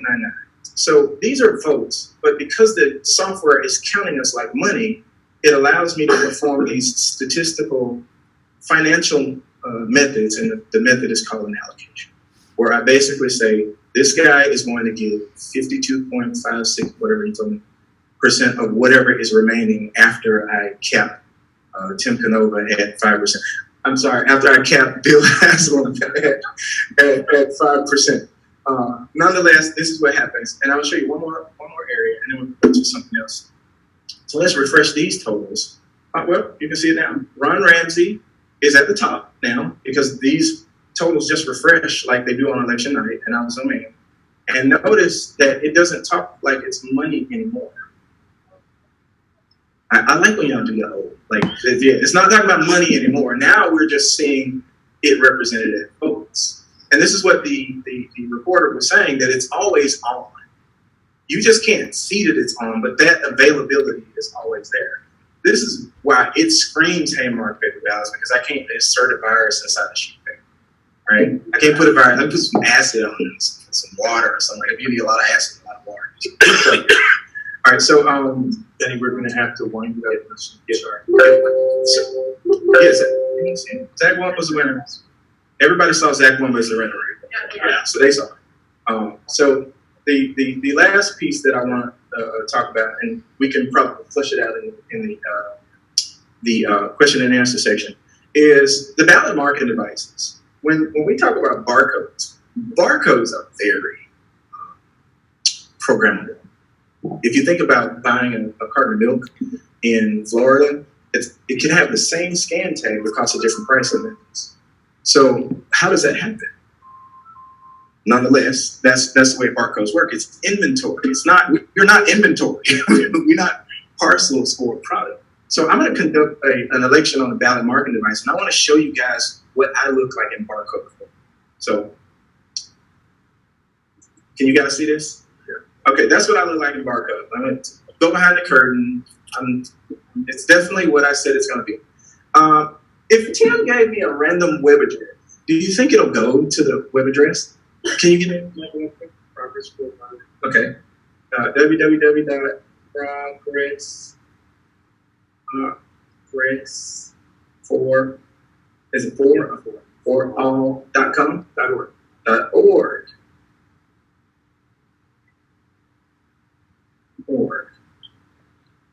All right, you'll see what's there. So if I click on this, do you think it's going to go to the internet? It's a barcode, right? It shouldn't be going to the internet. Let's see. So I'm going to click on it. And let's just see if it does anything. After all, it's a barcode, right? How in the world did that happen? If I got somebody throw out a web address. BSO2020.com. What do you say? BSO 2020.com. That's a shameless plug. That was BSO 2020. I can tell you I didn't know who that was. Wow, it's a different webpage. Hey, it's not even BSO 2020. It redirected me to somewhere else. All right, well, it's definitely proven that it's working. So I'm going to do something real quick. I'm going to get you guys to vote for me, but your only choices are me because I'm greedy. All right?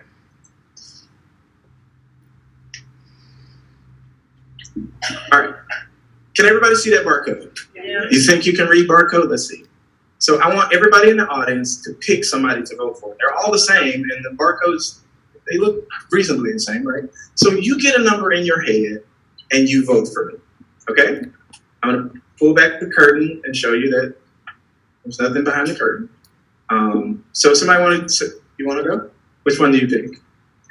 You vote for me. She voted for me as number 3.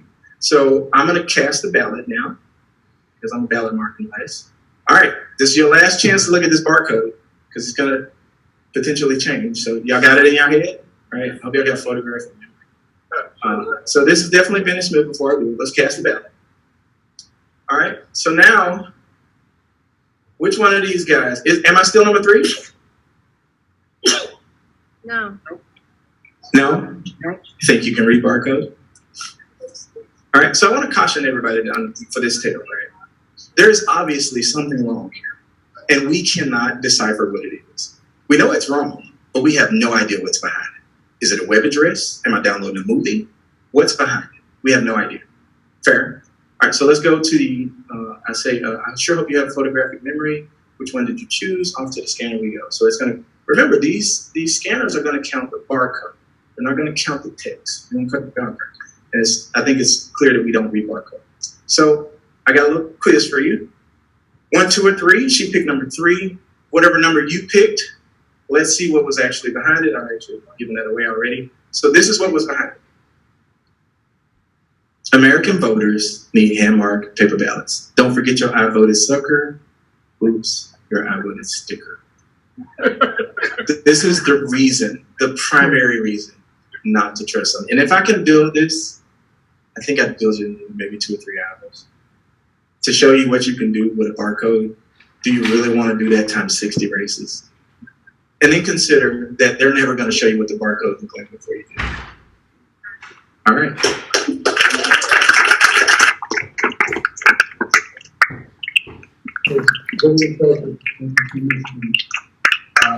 I was certainly hoping that we would have time for questions and answers. Unfortunately, we have to be out of this room by 9 o'clock. And the film crew has got to disassemble and pack things up. I hope anyone who can stay a little bit later to both talk with the panelists and also to help the film crew pack up would be much appreciated.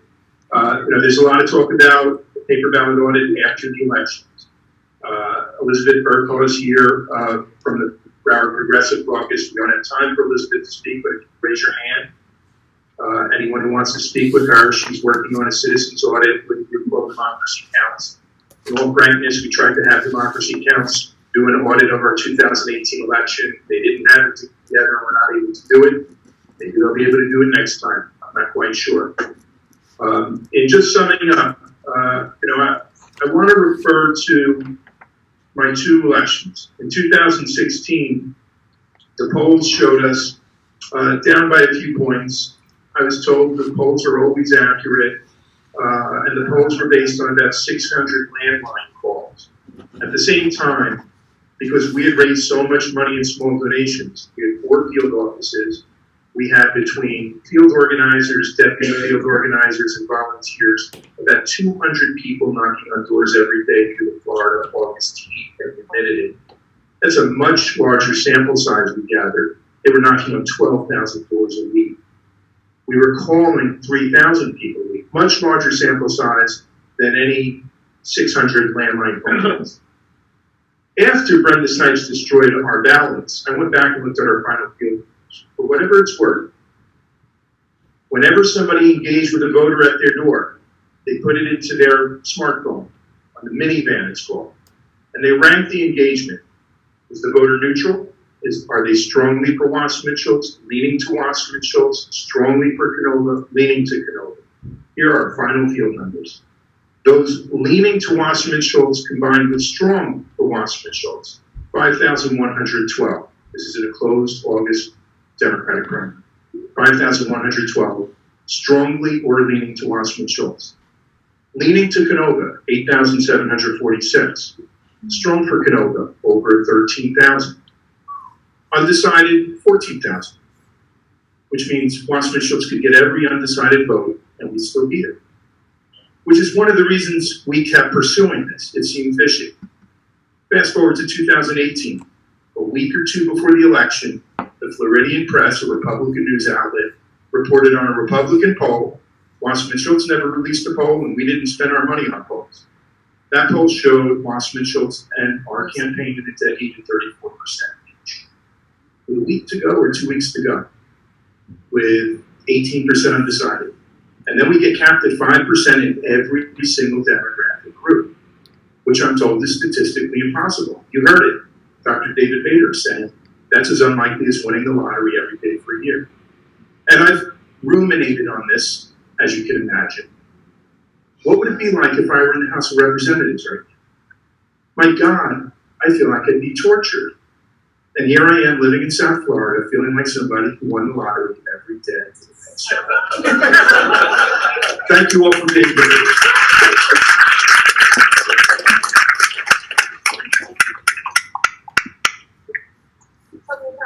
Yes, just let's have our panelists just say a closing word on how you can get in touch with them if you'd like. Please. My own law firm through the RNLA, Public National Affairs. You can follow me on Twitter at Lulu Freistat. Please join our mailing list at smartelections.us. On Twitter also at BNIE, Billy J. Smith. I'm on Twitter, Ion Sancho 1, the number 1. And I also have a Facebook page called Secure Our Elections.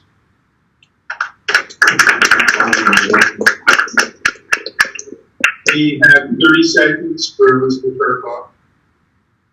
Thank you so much, Tim. I'm here to represent an organization. This is a newly formed organization.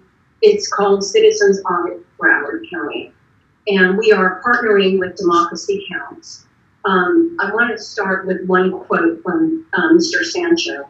And he said tonight, if you're not doing an audit, you're a national security threat. And Lulu Freistat also said tonight, audits need to be done by neutral, independent auditors. That is what we're going to do. So I'm going to ask a question. How many people here are concerned about the security of your elections in Broward County? Okay, put your hand down. How many people are willing to do something about it? Thank you. I want to get your name, your address, your email address, and your phone number. What we're working with is Democracy Counts. They are a nonpartisan, nonprofit organization. They are providing software, apps that we are going to use to download on our phones. We're recruiting citizen volunteers to audit our elections. We are trying to do exactly what Mr. Sancho and Ms. Freestat are recommending. We are nonpartisan, we are nonprofit, we are independent, and we are neutral. And we're also a very young organization, and we need help. So we will have, Democracy Counts will provide us 3 different apps that we'll use. One app is like an exit poll. So we'll go out and record, store the votes of people leaving the polls. The second app is a voter suppression app. And we will record intended votes for people who are turned away at the polls. And most importantly, the third app is a data capture app. And with this app, you'll be able to use your cell phone. You'll be able to capture those tapes, the polls, at the polls. And this will be stored on a secure blockchain database. What this means is that we will be able to verify this before the elections are certified. And we really need people to help us organize. We need people out there volunteering as auditors, and we need people to help us recruit. So please see me and give me your information. Thank you. Thank you. We tried to work with Democracy Counts in November 2018. They promised they'd have the software together, they did not. Elizabeth has said they will have the software, they don't have it right now. They're saying they guaranteed the software, they guaranteed it for us in 2018. Not have it. It raised $13,000 for them, they did not audit it single precinct. I certainly hope their record is better next time around. And I say that for full disclosure. You're asking people to volunteer, they should know exactly what Democracy Counts record has been so far, and it has not been stellar. Okay. Sorry to throw a little cold water on that, but those are facts. That is actually what happened. For those who want to help support the programs that we're running, progressforall.org, thank you all for being here. Very much appreciated.